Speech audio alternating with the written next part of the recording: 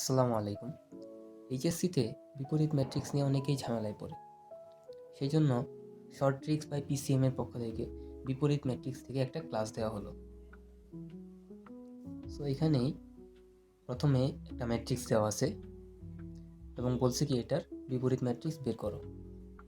So আমরা একটা shortcut formula জানি যে A inverse 1/AD minus BC third bracket D minus B minus C এবং এ। সো এটা কিভাবে আসছে? আমাদের যে ম্যাট্রিক্সটা দেওয়া ছিল ওই ম্যাট্রিক্সটাকে এই যে এইভাবে যে নীল দাগ দেওয়া আছে এইভাবে আর গুণন করব, এটা মাইনাস এ আর গুণন বিসি, আর এই যে এ এবং ডি আছে এটাকে এক্সচেঞ্জ করে দিব পরস্পরের সাথে, আর যে বি এবং সি আছে এই দুইটার আগে মাইনাস চলে আসবে। সো একটা এক্সাম্পল দেখা যাক।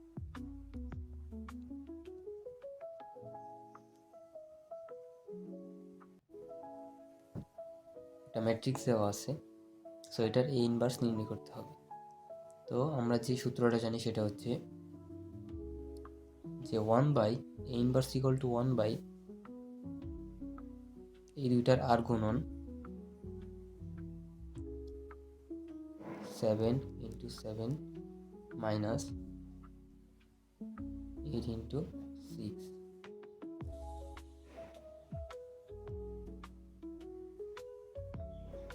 আর যে ম্যাট্রিক্সটা দেওয়া আছে এখানে এই যে এটা কি করব, এক্সচেঞ্জ করে দিব। যেহেতু এখানে দুইটা সেম তাই সেমই রাখলাম, আর এই যে এই দুইটার আগে মাইনাস চলে আসবে।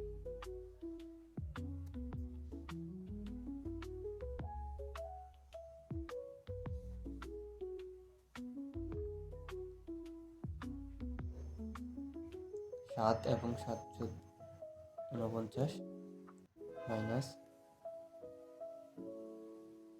48। সো এখান থেকে আমরা যা পাচ্ছি তা হচ্ছে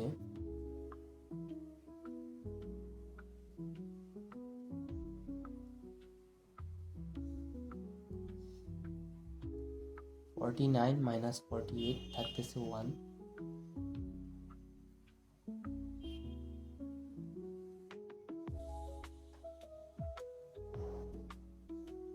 সো এটাই আমাদের অ্যান্সার।